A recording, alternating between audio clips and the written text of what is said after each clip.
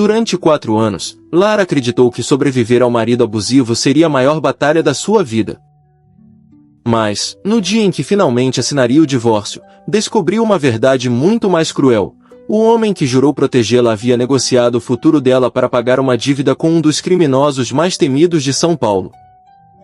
Só que ninguém imaginava que esse homem faria uma escolha capaz de mudar tudo. Antes de começarmos, pense por um instante. E se a pessoa que dividiu a vida com você durante anos estivesse escondendo um segredo capaz de destruir não apenas o seu casamento, mas também a vida de outras pessoas? A história de hoje é sobre coragem, manipulação, segredos antigos e uma mulher que precisou enfrentar o próprio medo para descobrir uma verdade enterrada havia anos.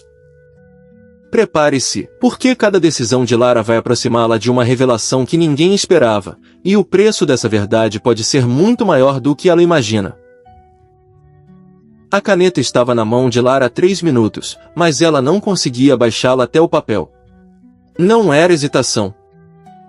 Era o corpo dela se recusando a acreditar que aquele momento era real, que aquelas 3 páginas sobre a mesa do Dr. Cláudio Ferreira representavam 4 anos de casamento, 2 ossos quebrados que ela jurou terem sido acidentes, e uma versão dela mesma que ela mal reconhecia quando olhava no espelho.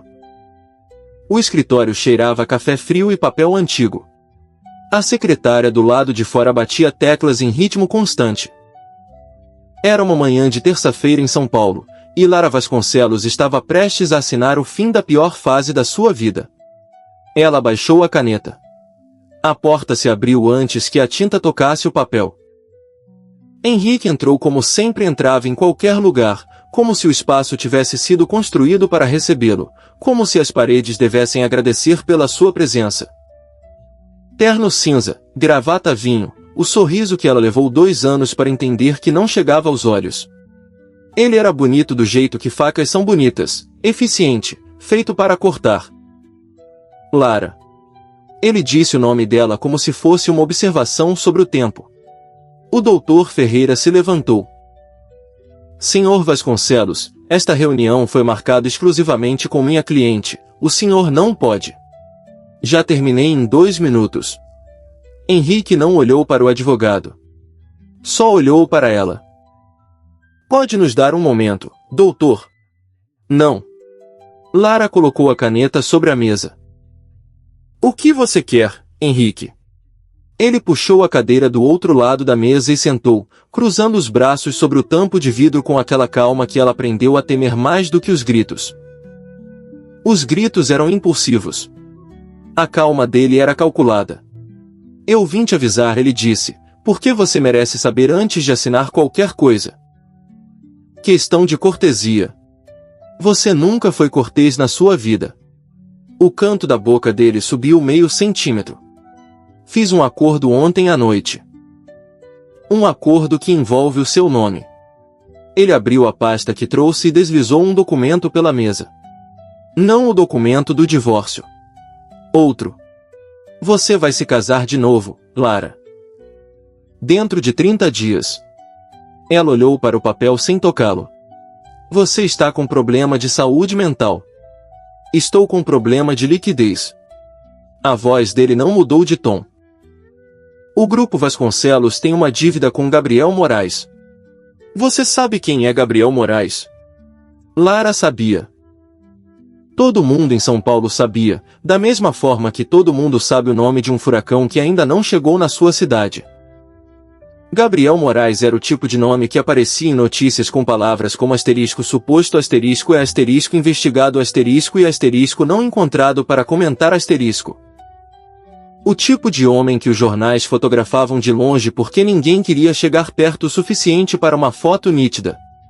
Você está louco, ela disse, e desta vez não era uma pergunta. Estou desesperado, que é diferente. Henrique dobrou as mãos sobre a mesa. Gabriel Moraes aceita zerar a dívida em troca de um casamento no papel. Ele precisa de uma esposa com nome limpo para uma transferência de ativos. 3 meses, talvez 6. Depois vocês se divorciam e está resolvido.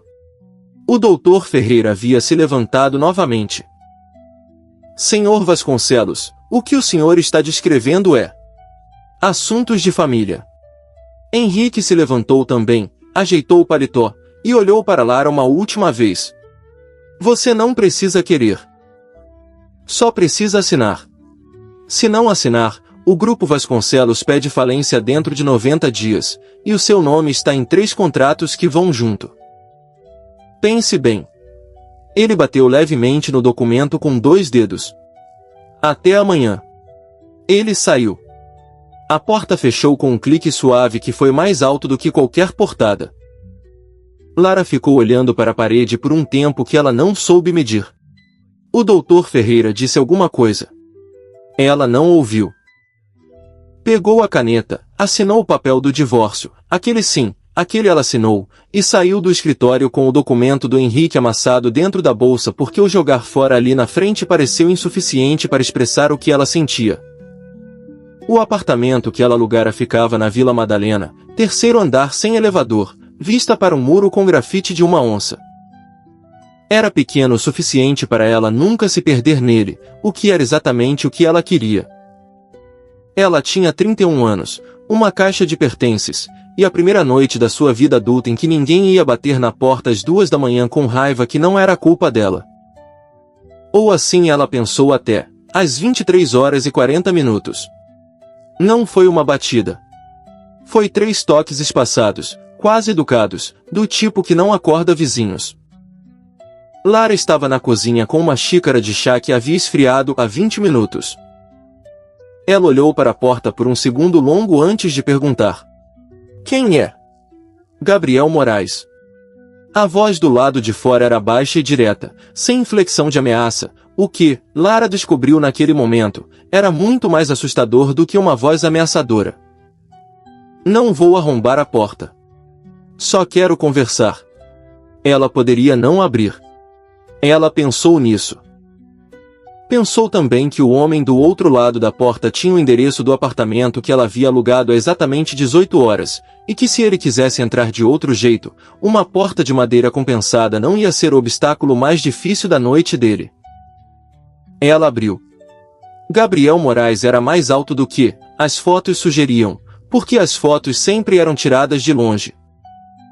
Tinha uns 35, talvez 36 anos, ombros largos dentro de uma camisa social preta com as 2 primeiros botões abertos, cabelo escuro e curto.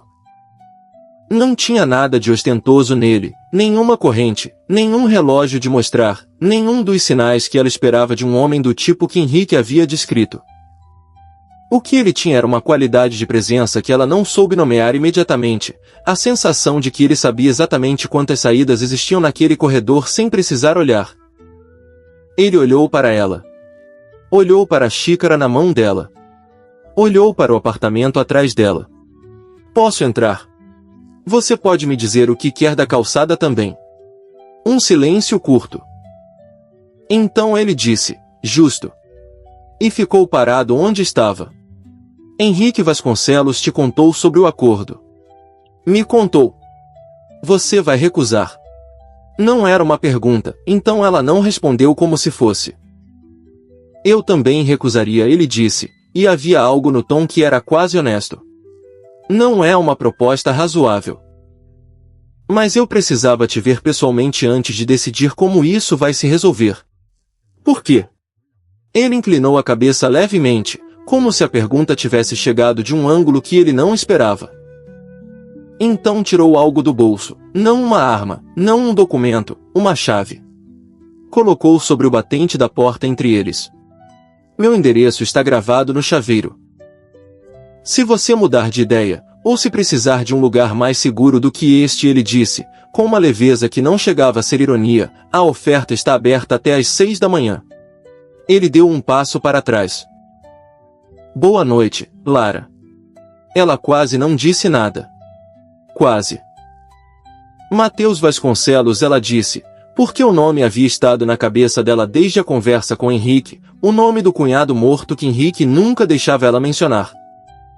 Você conhecia ele? Gabriel parou. Não foi um parar gradual. Foi o tipo de imobilidade que acontece quando um músculo se contrai de repente e o corpo inteiro registra.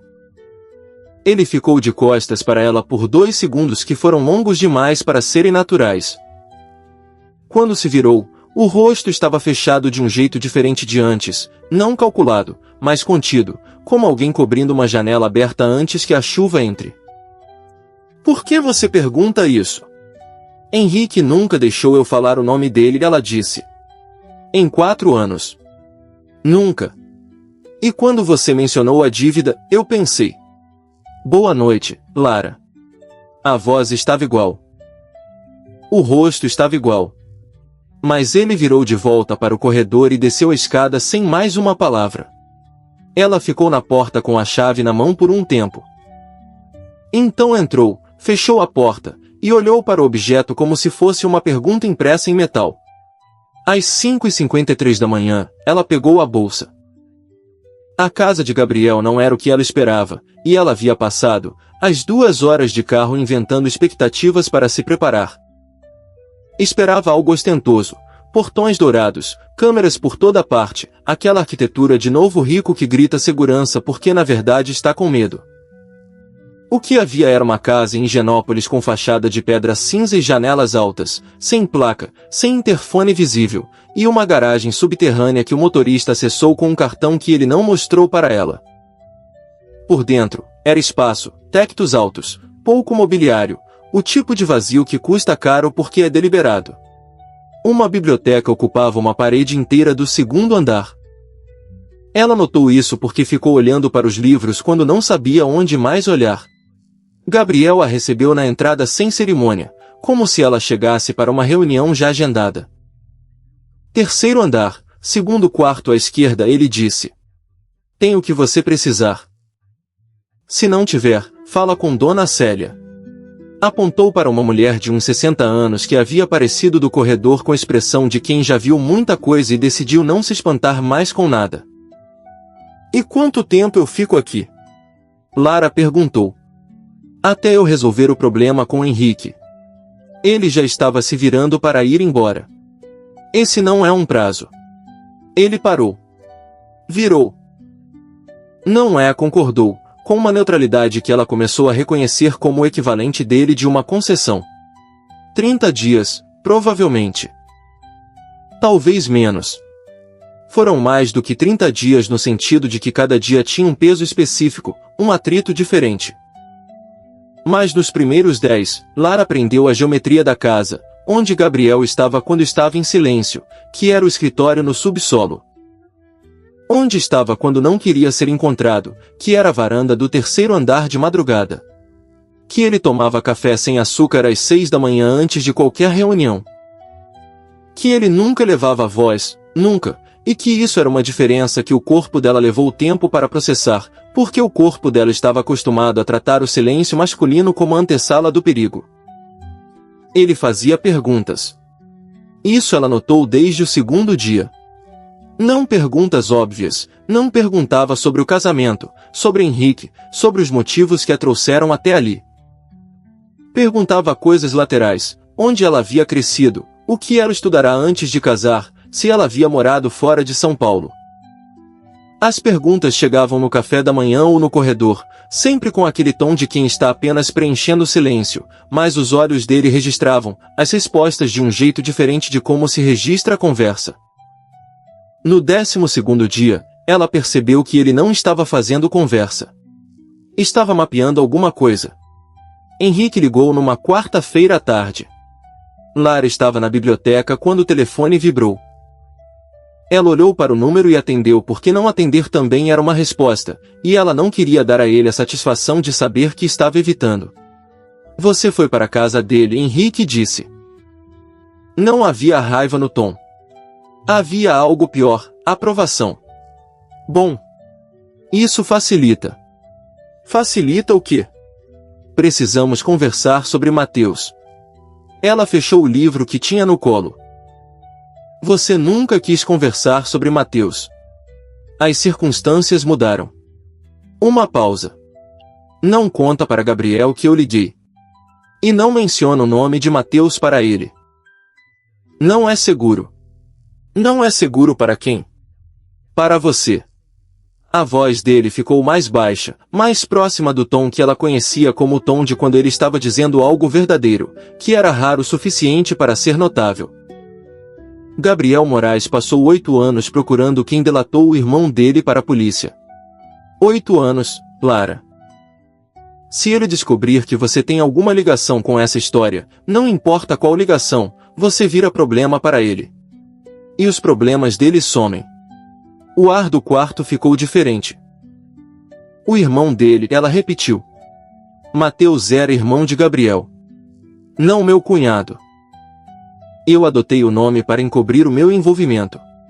A voz de Henrique tinha aquela qualidade particular de alguém revelando uma peça de informação calculada, não confissão, mas moeda de troca. Fiquei sabendo quando já era tarde demais para mudar. Você não sabia de nada, mas ele não vai acreditar nisso se descobrir a conexão. Então fica quieta, faz o que ele pede, e em 30 dias isso tudo acabou. A ligação caiu. Ou ele desligou. Ela ficou olhando para a tela por um momento. Mateus era irmão de Gabriel. E Henrique sabia há quanto tempo? Desde o início? Antes do casamento?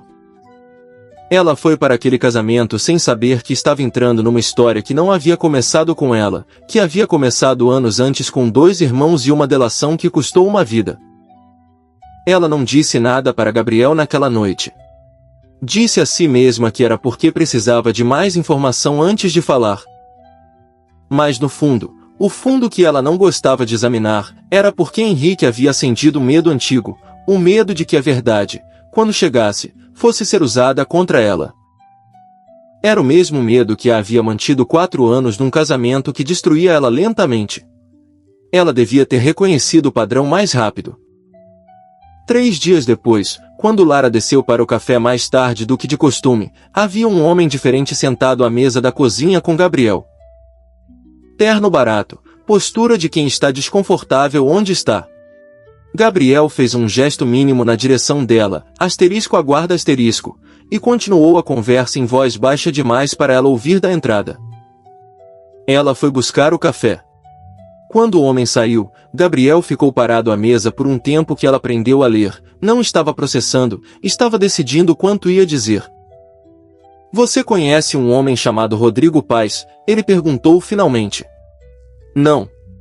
Nunca encontrou? Num evento do grupo Vasconcelos, talvez.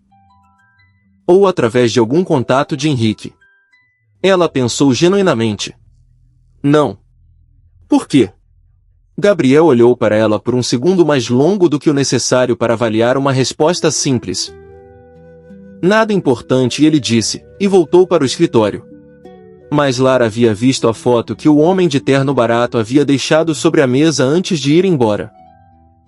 A foto estava de costas para ela, mas ela viu o suficiente. Era ela mesma, saindo de um café no Itaim Bibi, ao lado de um homem que ela não reconhecia. Ela nunca havia ido a um café no Itaim Bibi. A foto era falsa. E alguém havia dado essa foto para Gabriel. Ela soube imediatamente quem. O confronto aconteceu naquela mesma noite, e ele veio da forma mais silenciosa possível, que era a forma de Gabriel. Ele entrou na biblioteca às 21 horas, fechou a porta, e ficou parado perto da janela enquanto ela estava sentada com um livro que havia parado de ler 1 hora antes. Não disse nada por um momento. Quando falou, a voz estava igual de sempre, plana, direta, sem temperatura. Você saiu ontem à tarde. Fui à farmácia. Você foi à farmácia e depois ao Itaim Bibi. Ela abaixou o livro. Olhou para ele.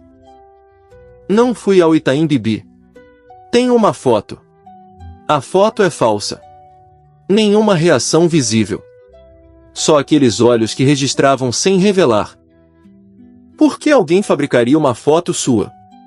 Por que Henrique Vasconcelos precisa que você não confie em mim? Ela disse isso com uma calma que custou mais do que ela mostrou, porque estava com raiva, não de Gabriel, que ainda não sabia que estava sendo manipulado, mas daquela sensação familiar de ser acusada de algo que não fez, de ter que provar inocência sem entender completamente do que estava sendo acusada.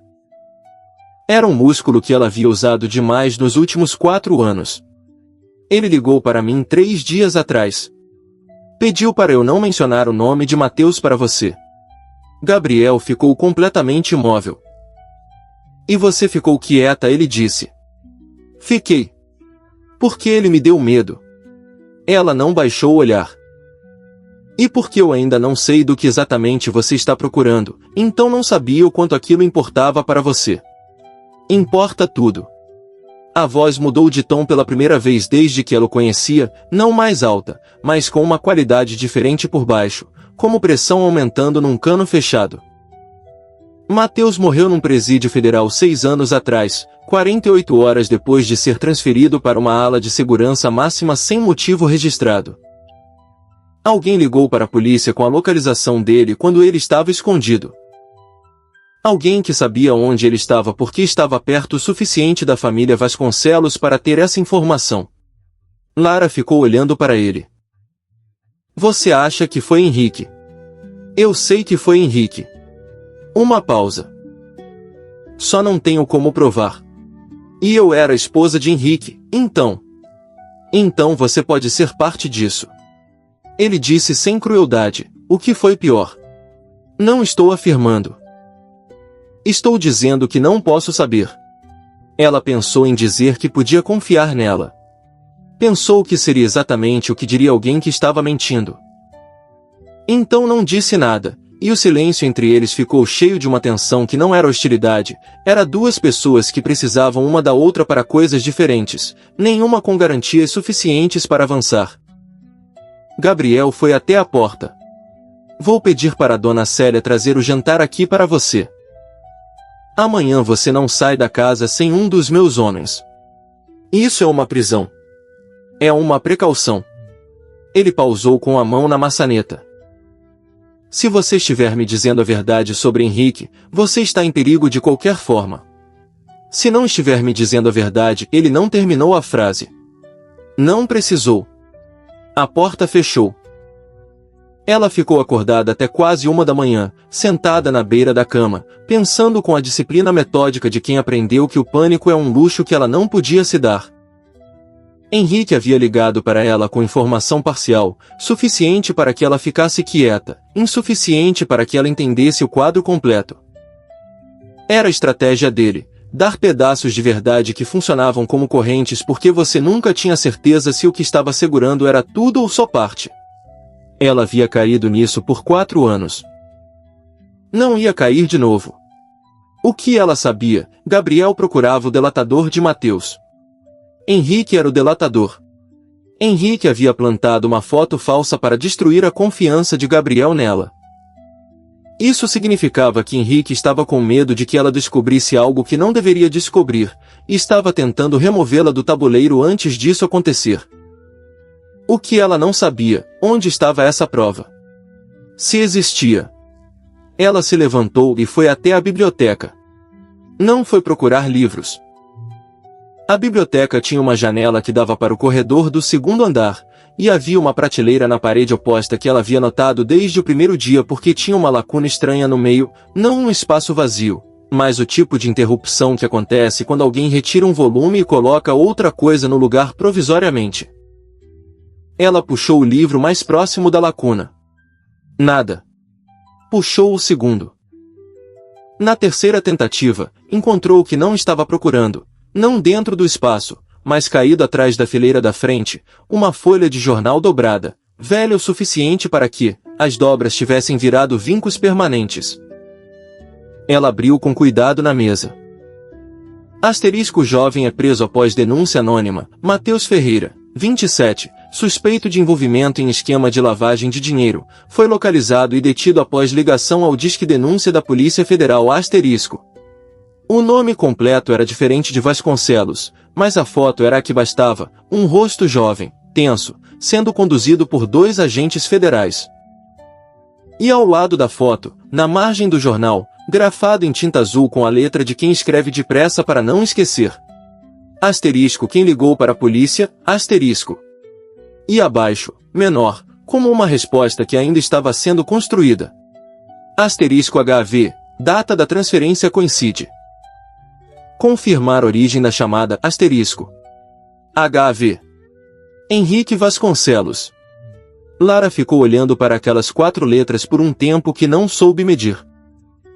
Gabriel havia chegado perto o suficiente para montar a equação, mas não tinha fechado ela ainda.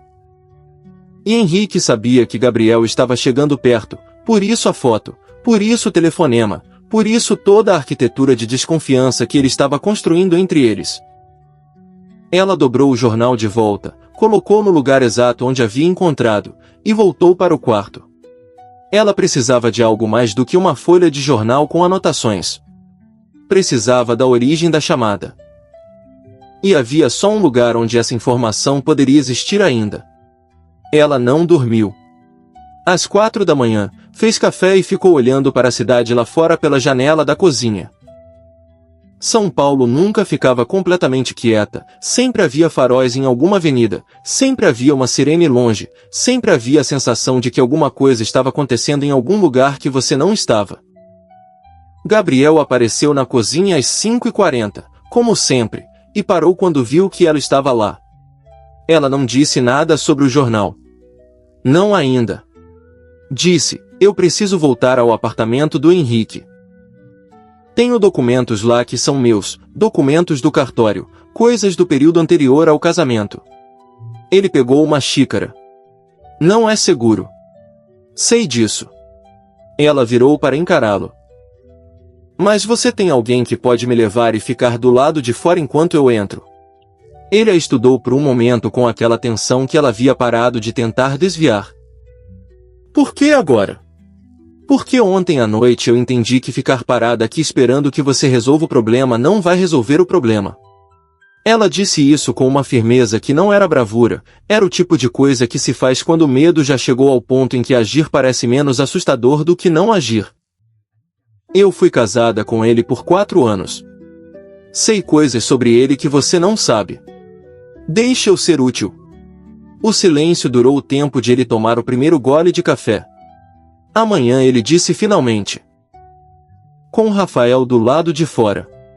E você não entra em nenhum cômodo que não seja o que tem os documentos. Combinado. Ele assentiu e foi para o escritório. Lara ficou com o café esfriando na mão, olhando para o corredor vazio, e pensou que havia acabado de mentir para ele por omissão, porque não era pelos documentos do cartório que ela ia àquele apartamento. Era pelo cofre. Ela havia visto o cofre uma vez, por acidente, 3 meses depois do casamento. Henrique havia saído correndo de manhã cedo e esquecido de fechar o painel falso atrás do armário do escritório. Lara havia entrado para pegar um carregador e encontrado a porta de aço exposta, o painel entornado, o teclado numérico piscando em vermelho porque a última tentativa de código havia falhado. Ela não havia tentado abrir. Havia fechado o painel e nunca mais mencionado. Mas viu o código uma vez. Não de propósito. Henrique havia aberto o cofre tarde numa noite em que ele pensava que ela estava dormindo, e ela havia acordado com sede e passado pelo corredor no momento errado, ou no momento certo, dependendo de como você contava essa história. Os dedos dele sobre o teclado, a sequência de 6 dígitos, ela havia registrado sem querer com aquela memória involuntária de quem não está tentando memorizar nada mais o cérebro guarda assim mesmo. Ela nunca havia esperado precisar desse número. Rafael era um homem de poucas palavras e ombros largos que estacionou em frente ao edifício do Henrique nos jardins às 2 da tarde e disse apenas, 20 minutos. Pode ser mais. 20 minutos ele repetiu, sem agressividade, apenas como um fato geográfico. Ela subiu de elevador sozinha. O apartamento tinha código, ela ainda tinha o código, Henrique não havia pensado em trocá-lo, o que dizia alguma coisa sobre o grau de descaso com que ele havia. A porta se abriu. O apartamento tinha aquele cheiro de lugar fechado, levemente artificial, como se o ar-condicionado tivesse ficado ligado por dias incômodos que ninguém estava usando. Ela foi direto ao escritório. O painel estava fechado, mas ela conhecia o truque, pressionar o canto inferior direito do painel de madeira enquanto puxava a borda esquerda. A porta falsa se abriu. O cofre estava lá, o teclado numérico piscando verde em modo de espera. Ela digitou os 6 dígitos. 1 segundo. 2. O cofre clicou e a porta se abriu. Havia dinheiro, o que ela esperava. Havia documentos em envelope lacrado, o que ela esperava. Havia um pendrive, o que ela não esperava. E havia um gravador digital antigo, o tipo que parecia descontinuado, grosso e pesado como aparelhos dos anos 90, que ela também não esperava. Ela ligou o gravador. A fita era curta. Durou 3 minutos e 40 segundos. Mas foram suficientes. A voz de Henrique era inconfundível. Ela havia passado 4 anos aprendendo cada inflexão dessa voz, cada variação de tom que significava raiva ou estratégia ou as duas coisas juntas. No gravador, a voz estava tensa, rápida, com aquela precisão de quem já ensaiou o que vai dizer. Asterisco, o rapaz está no endereço que te mandei. Matheus Ferreira, codinome diferente, mas é ele. Quero garantia de que o meu nome não aparece em lugar nenhum. A dívida some depois que vocês pegarem ele, é isso que foi combinado. Asterisco. E do outro lado, uma voz que ela não reconhecia, burocrática e plana. Asterisco recebido. Vamos confirmar a localização. Asterisco. Silêncio. Então Henrique de novo, mais baixo. Asterisco, e se ele morrer lá dentro, não é problema meu. Asterisco. A fita acabou. Lara ficou olhando para o gravador na sua mão por um tempo que ela não soube medir. O apartamento estava completamente quieto. Lá fora, São Paulo continuava acontecendo sem saber que naquele escritório fechado havia acabado de ser confirmado que Gabriel passou 8 anos tentando provar que Matheus havia sido entregue, e que a voz na entrega era de Henrique Vasconcelos. Ela colocou o gravador na bolsa. Pegou o pendrive também, por precaução, porque não sabia o que havia nele, mas não queria deixar nada para trás que Henrique pudesse usar. Ela estava fechando o cofre quando ouviu o barulho. Não foi uma porta se abrindo, foi um passo no corredor. Um passo pesado, deliberado, de alguém que quer ser ouvido. Henrique entrou no escritório. Ele estava com o mesmo terno de sempre, mas sem a gravata, o que nele era o equivalente de estar em pânico. Olhou para ela. Olhou para o cofre. Olhou para a bolsa no ombro dela. Eu sabia que você ia fazer isso, ele disse. Não havia raiva na voz. Havia algo pior, confirmação, como se uma hipótese que ele havia preferido que fosse falsa tivesse acabado de ser provada. Câmeras, Lara. Instalei quando te aluguei aquele apartamento na Vila Madalena. Fiquei de olho. Você instalou câmeras no apartamento que eu aluguei com o meu dinheiro. A voz dela saiu mais firme do que ela esperava. Eu precisava saber se você ia fazer exatamente isso. Ele avançou um passo. Devolve o que você pegou. Não. A palavra caiu entre eles como um objeto sólido. Por 4 anos, ela havia dito sim. Havia dito asterisco está bem asterisco e asterisco foi mal asterisco e asterisco não acontece de novo asterisco e todas as variações de capitulação que uma pessoa aprende quando o ambiente ao redor é projetado para punir qualquer coisa que não seja concordância. Por 4 anos, a palavra asterisco não asterisco havia custado caro demais para ser usada com frequência. Ela havia economizado, aparentemente. Devolve, Henrique repetiu, a voz descendo de tom. Ou eu ligo para o Rafael lá embaixo e conto para ele que você subiu para vender informação para mim. Gabriel vai acreditar nisso. Você sabe que vai. Ela soube que ele estava certo. Soube também que se devolvesse o gravador, aquela fita sumia antes de qualquer outra pessoa ouvi-la, e Henrique continuava intocado, e Gabriel continuava sem a prova que estava procurando há 8 anos, e Matheus continuava sem justiça. Ela tirou o celular da bolsa. Tô gravando agora, ela disse. Repete o que você acabou de dizer para mim sobre ligar para a polícia naquela noite. Henrique olhou para o celular. Depois para ela. Depois calculou, que era o que ele sempre fazia antes de qualquer movimento, e ela viu o momento exato em que ele decidiu que o risco de falar era menor do que o risco de deixar ela sair com o gravador. Ele avançou. Ela não recuou, ficou onde estava e gritou o nome de Rafael uma vez, alto, o suficiente para alcançar a janela aberta. O que aconteceu nos 2 minutos seguintes foi confuso e barulhento de formas que ela depois não conseguiu reorganizar em sequência precisa. Rafael subindo as escadas, Henrique tentando pegar a bolsa, ela prendendo a alça com os 2 braços, a porta do apartamento se abrindo, vozes, o som de algo quebrando. No final disso tudo, Henrique estava encostado na parede com a mão de Rafael no peito dele, e Lara estava no corredor com a bolsa intacta e o coração batendo em ritmo que ela não reconhecia como medo ou adrenalina ou as duas coisas fundidas. Rafael olhou para ela. Ela assentiu. Eles desceram. No carro, ela não disse nada por 3 quarteirões. Rafael ligou para Gabriel antes de entrar na marginal. Problema no apartamento do Vasconcelos. Chegando em 15 minutos. Uma pausa enquanto ele ouvia. Ela está bem. Mas você precisa ouvir o que ela tem. Ela olhou pela janela para a cidade passando e pensou que, em algum momento entre o cofre e o corredor, havia parado de esperar que alguém viesse resolver aquilo por ela. O celular dela vibrou. Mensagem de Henrique, sem texto, só uma foto. Era ela mesma, saindo do prédio com a bolsa. E abaixo da foto, uma única linha. Asterisco eu tenho onde você mora. Os 2, asterisco. Gabriel estava esperando na garagem quando o carro parou.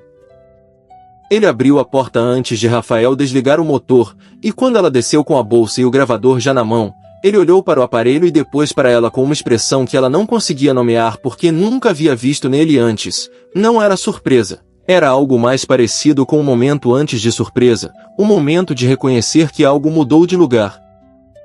Você foi ao cofre, ele disse. Fui. Ela colocou o gravador na mão dele. 3 minutos e 40 segundos. A voz é a dele. O endereço é o de Mateus. E a última frase, ela parou. Respirou. A última frase você vai querer ouvir sentado. Ele olhou para o gravador na mão. Depois para ela. Lara. Pode ir ouvir, ela disse. Eu fico aqui. Ele ficou parado por um segundo mais do que o necessário. Então foi para o escritório, e a porta fechou, e ela ficou na garagem sozinha no silêncio que se segue a quando uma coisa que estava em movimento por muito tempo finalmente para. O celular dela vibrou de novo. Desta vez era uma foto diferente, ela e Gabriel, no lado de fora do supermercado 3 dias antes, capturada de um ângulo que mostrava um rosto que ela reconhecia nos fundos da imagem, um homem de terno barato. O mesmo homem que havia estado na mesa de café da manhã com Gabriel.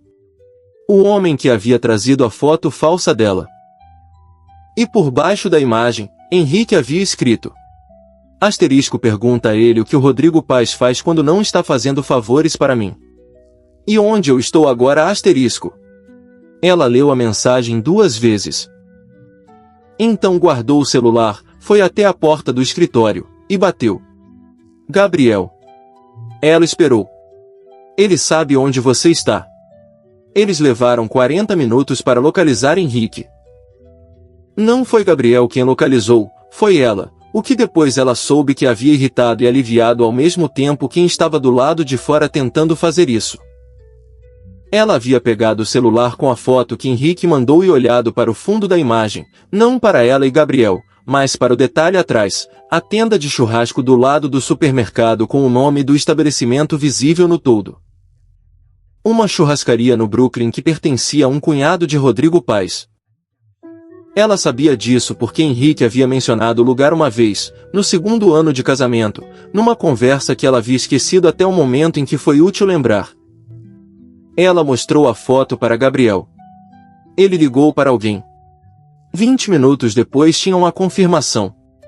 A churrascaria fechava às 22 horas. Eram 21h15 quando eles chegaram pelo fundo, pela rua de serviço, num carro que ela não havia visto antes.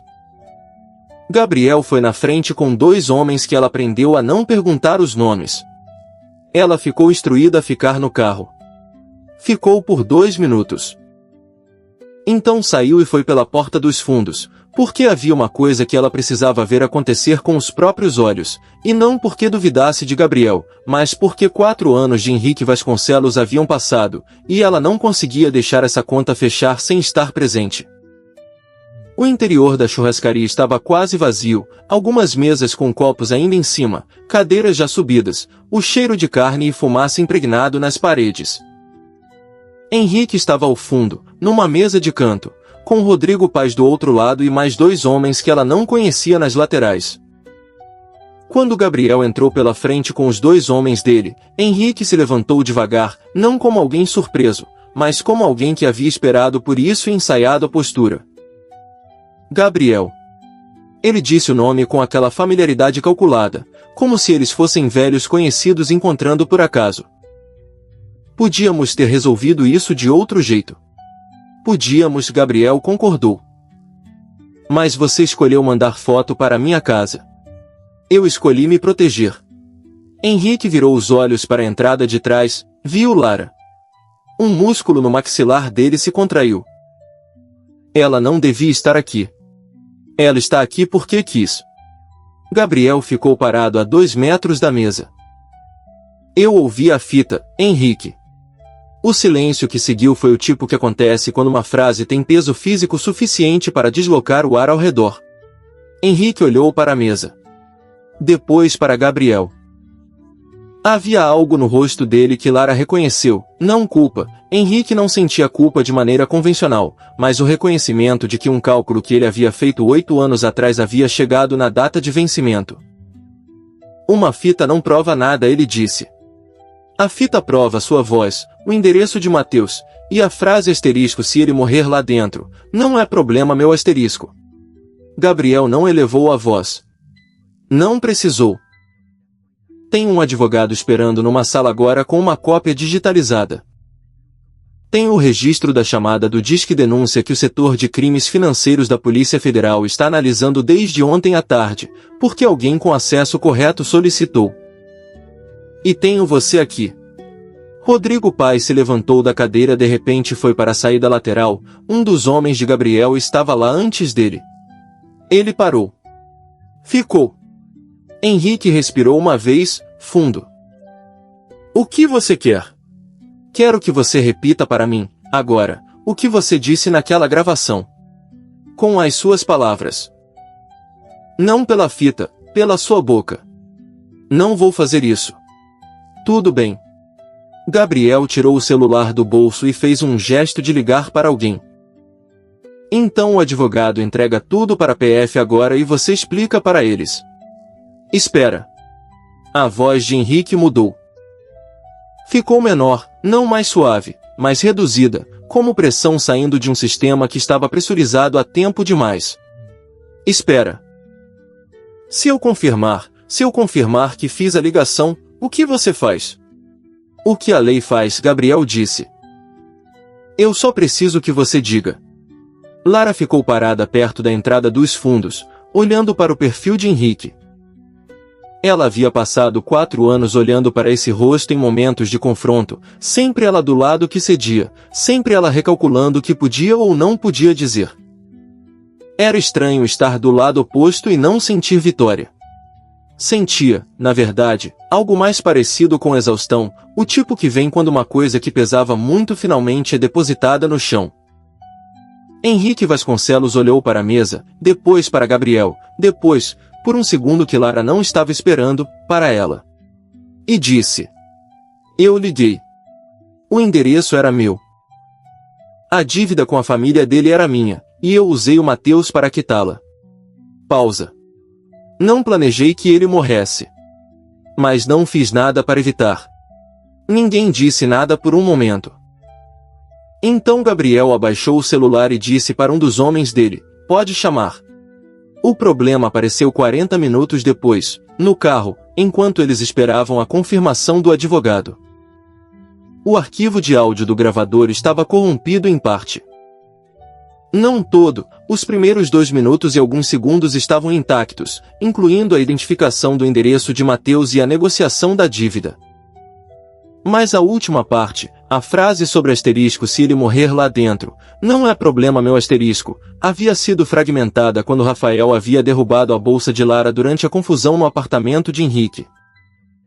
A confissão oral de Henrique na churrascaria havia sido gravada pelo celular de Gabriel, mas o advogado disse o que Gabriel já sabia: confissão informal, sem testemunha oficial, em local privado, podia ser contestada. Não é suficiente, Gabriel disse, no banco da frente do carro. Não para ela, mas ela estava lá, então ouviu. Tem o registro da chamada, ela disse. Registro da chamada prova que um número fez contato com o Disque Denúncia. Não prova o que foi dito. Ela ficou olhando para o banco à frente por um momento.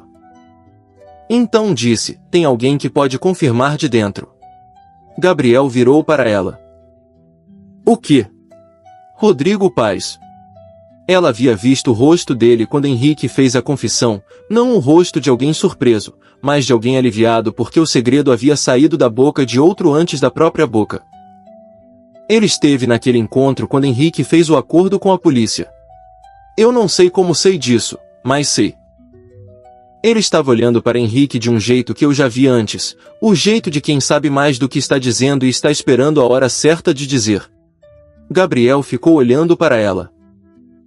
Você passou 4 anos aprendendo a ler pessoas que mentem para você, ele disse. Não era uma pergunta. Aprendi a sobreviver, ela respondeu. Ele ficou quieto por um segundo. Então pegou o telefone e chamou um nome que ela não havia ouvido antes, não os nomes habituais dos homens que trabalhavam com ele, mas outro nome, dito de um jeito diferente, mais cuidadoso. Precisava falar com você, Gabriel disse quando a chamada conectou. Uma pausa. Eu sei que é tarde. Eu sei o que você vai dizer também. Mas eu tenho a prova de Mateus e preciso de um caminho oficial para fechar isso. Outra pausa, mais longa. Não, desta vez é diferente. Desta vez é real. Lara olhou para o perfil dele enquanto ele falava. A tensão no pescoço. A mão fechada sobre o joelho. Ela não sabia quem era a pessoa do outro lado, mas sabia que ligar havia custado alguma coisa. A qualidade da resistência que ela ouvia na voz dele antes de cada frase era diferente do controle que ele normalmente exercia. Isso não era estratégia.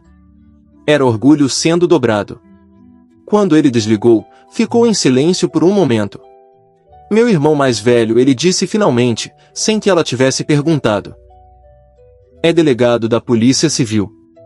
Há 8 anos eu decidi que não precisava dele para provar nada. Uma pausa curta. Estava errado. Ela não disse nada. Às vezes a coisa mais honesta que se pode fazer por uma pessoa é não comentar o momento em que ela admite um erro que custou anos. O irmão dele, cujo nome ela só soube mais tarde que era Marcos, chegou em 40 minutos com uma equipe e um promotor que havia sido avisado antes. Rodrigo Paes passou 23 minutos falando antes de pedir advogado, o que foi suficiente. Era quase 1 da manhã quando eles voltaram para casa em Higienópolis. Dona Célia havia deixado o café na garrafa térmica e sumido para o quarto dela com a discrição de alguém que entendia quando os outros precisavam de espaço. A casa estava no tipo de silêncio que não é vazio, é o silêncio depois de muito barulho, quando os ouvidos ainda estão calibrados para o barulho e o silêncio soa como uma coisa ativa. Lara estava sentada na cozinha com a xícara nas mãos quando Gabriel entrou. Ele havia tirado o paletó no corredor. Ficou parado perto da geladeira por um momento, o que era incomum nele. Gabriel Moraes sempre soube onde ficar numa sala. Você foi ao cofre sem me contar, ele disse. Fui. Poderia ter dado muito errado. Poderia. Ela olhou para a xícara. Mas você não acreditaria em mim sem a fita.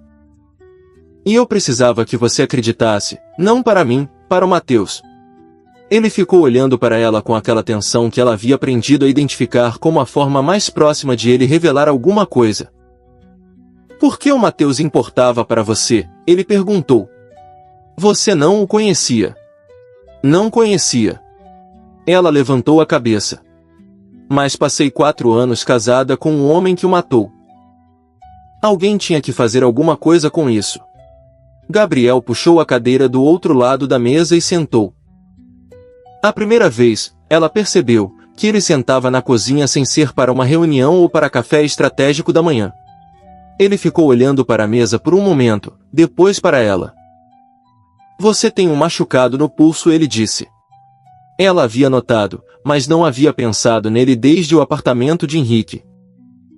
Uma marca vermelha onde a alça da bolsa havia apertado quando Henrique tentou pegar. É nada. Não é nada. Mas ele não fez nada com isso, não chamou a dona Célia, não se levantou para buscar algo. Só ficou olhando para o pulso dela como se estivesse calculando o peso daquela marca em algo que não era cálculo. Você passou 8 anos procurando, ela disse. Sim. O que você vai fazer agora? Ele ficou quieto por um tempo que foi diferente dos silêncios habituais, não calculado, não de espera. Era o silêncio de alguém que chegou no fim de um caminho longo e ainda não sabe o que a paisagem parece quando você para de andar. Não sei, ele disse. Era a primeira vez que ela ouvia ele dizer isso sobre qualquer coisa. Irmão mais velho, ela disse. Deve ser difícil ligar. É. Uma pausa.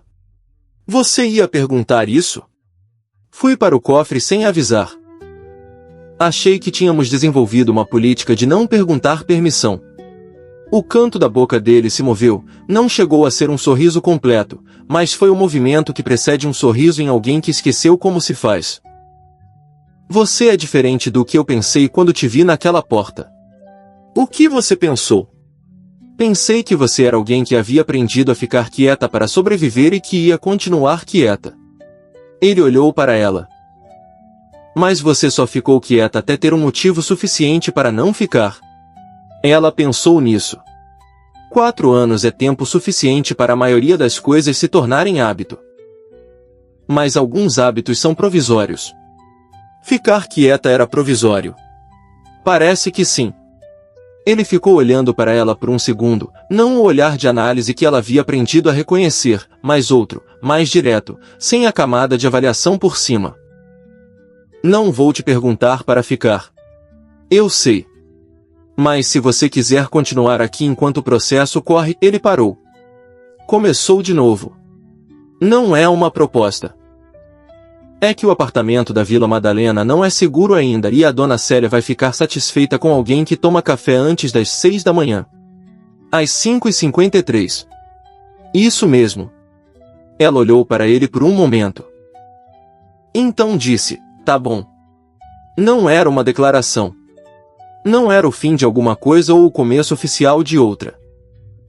Era 2 pessoas numa cozinha de madrugada que haviam chegado ali por caminhos que nenhum dos dois escolheria de novo da mesma forma, e que estavam, pela primeira vez, sem urgência de ir a lugar nenhum. O processo de Henrique Vasconcelos levou 7 meses. No 5º mês, o grupo Vasconcelos entrou em recuperação judicial. No 6º, Rodrigo Paes assinou o acordo de colaboração com o Ministério Público. No 7º, Henrique ficou em silêncio durante toda a audiência de instrução enquanto a gravação era tocada, fragmentada mas legível o suficiente, e o promotor lia o laudo de identificação de voz em voz alta para o juiz. Lara estava na plateia. Gabriel estava do outro lado da sala, perto do irmão dele, que era um homem mais alto e de cabelo mais claro e com a postura de quem havia passado anos tendo que ser o responsável pelos dois. Os 2 irmãos não se falaram durante a audiência, mas Lara viu o momento em que Gabriel virou a cabeça e Marcos estava olhando para ele, e nenhum dos 2 desviou. Era alguma coisa. Não era tudo, mas era alguma coisa. Depois da audiência, Gabriel ficou parado do lado de fora do tribunal enquanto as pessoas saíam ao redor dele. Lara parou a seu lado. O sol de São Paulo era aquele sol branco de fim de tarde que não aquece, só ilumina, e a cidade lá embaixo fazia o barulho que a cidade sempre fazia. Ela não segurou a mão dele. Só ficou ali. E desta vez, ele não foi embora.